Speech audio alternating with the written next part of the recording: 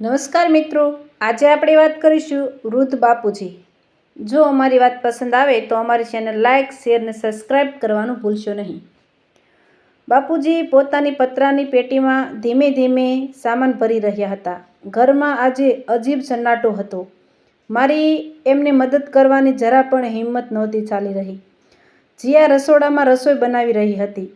મારી અને બાપુજીની આંખ જોઈને કોઈ પણ કહી શકે કે અમારા બંનેમાંથી રાત્રે કોઈ સૂઈ શક્યું નહોતું. નિર્ણય મારો જ હતો અને હું બહુ મોટી ભૂલ કરી રહ્યો હોઉં એવું લાગી રહ્યું હતું. બાપુજીએ મારી સામે જોયું અને મારું દર્દ કળી ગયા હોય એમ કહ્યું કે દીકરા, ફિકર ના કર, તારો અને જીયાનો નિર્ણય સાચો જ છે. વૃદ્ધાશ્રમમાં હું મારી ઉંમરના વૃદ્ધો સાથે રહીશ. ત્યાં મારું ધ્યાન રાખવાવાળા પણ ઘણા હશે. તારી ચિંતા થોડી ઓછી થશે. તમે બંનેએ મારા માટે ઘણું કર્યું છે. હવે તમારી જિંદગી જીવો. એમ કહેતા બાપુજીની આંખમાં આંસુ આવી ગયા. સાથે એક ડૂસકું લેવાઈ ગયું. મારા માટે ત્યાં ઊભું રહેવું ભારે પડી રહ્યું હતું. માટે હું બહાર નીકળવા લાગ્યો ત્યાં પિતાજીએ કહ્યું, બેટા, તારી બાનો ફોટો જરા ઉતારી દે ને. હું લઈ જવા માંગુ છું. ફોટો ઉતારતી વખતે હું બાની આંખોમાં આંખો ન મેળવી શક્યો.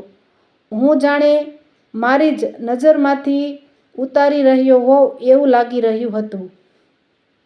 કારણ કે છેલ્લી ઘડીએ બાએ ફક્ત એટલું જ માગેલું કે બાપુજીનું ધ્યાન રાખજે, અને એમાં હું પાછળ પડી રહ્યો હતો. બાપુજીએ એની જિંદગી દરમિયાન મારી પાછળ ઘણો ભોગ આપ્યો હતો. મને ભણાવવા માટે ગામમાં જમીન ગીરવે મૂકી હતી. બાના ઘરેણાં પણ વેચી નાખ્યા હતા.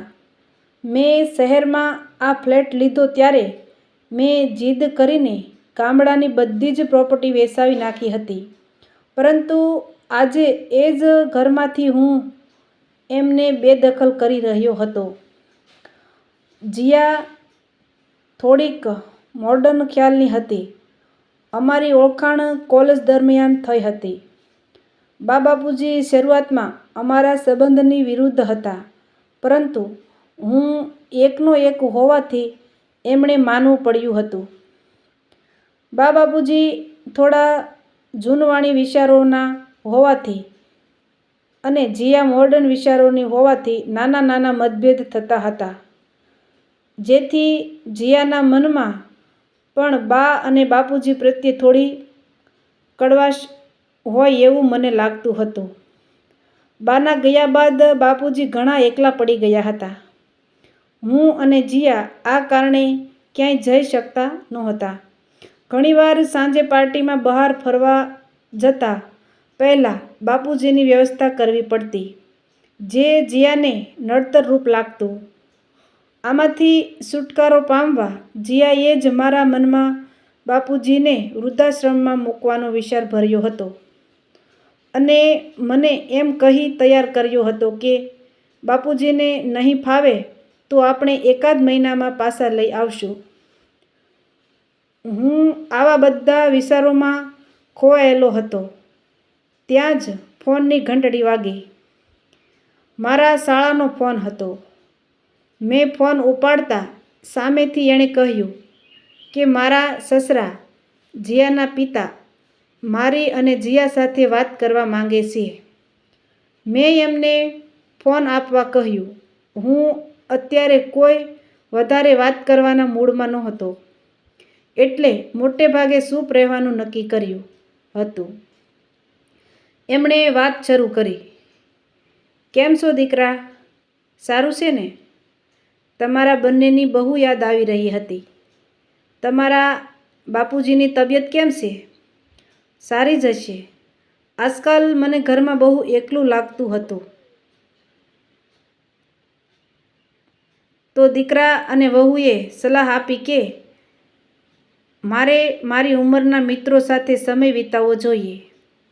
સારું જ છે ને, મારા કારણે બિચારા ક્યાંય જઈ આવી શકતા નથી. બોલતા બોલતા એ રડવા લાગ્યા. મને પણ સમજતા વાર ન લાગી. કે શું બાબત છે, પણ હું એમને કોઈ આશ્વાસન આપી શકવાની સ્થિતિમાં જ નહોતો. મેં જીયાને બોલાવીને ફોન આપી દીધો. એના પિતાનો ફોન આવ્યો હોવાથી એ ખૂબ ખુશ હતી, પરંતુ બીજી જ પળે એના ચહેરાનો રંગ ઉડી ગયો. એ સામે જોઈ જવાબ આપી નહોતી શકતી, જે હું બરોબર જોઈ શકતો હતો. છેલ્લે જીયાએ આંખોમાં આંસુ સાથે માત્ર એટલું કહ્યું કે આ બાબત હું ભાઈ સાથે કાલ વાત કરીશ. ફોન પત્યા પછી એણે સજ્જડ નેત્રે મારી સામે જોયું અને ફોન ટેબલ પર જ મૂકીને બાપુજી પાસે ગઈ. હું પણ પાછળ ગયો. જીયાએ આંખોમાં આંસુ સાથે બાપુજીને પગે લાગી કહ્યું, બાપુજી, રાત્રે રસોઈમાં આપને ગમતી કઈ વાનગી બનાવું? બાપુજીએ આઘાત સાથે જીયા સામે જોયું અને પૂછ્યું, કેમ, આજે નથી જવાનું? જીયાએ કહ્યું, ના બાપુજી, આજે કે કાલે ક્યારેય નથી જવાનું.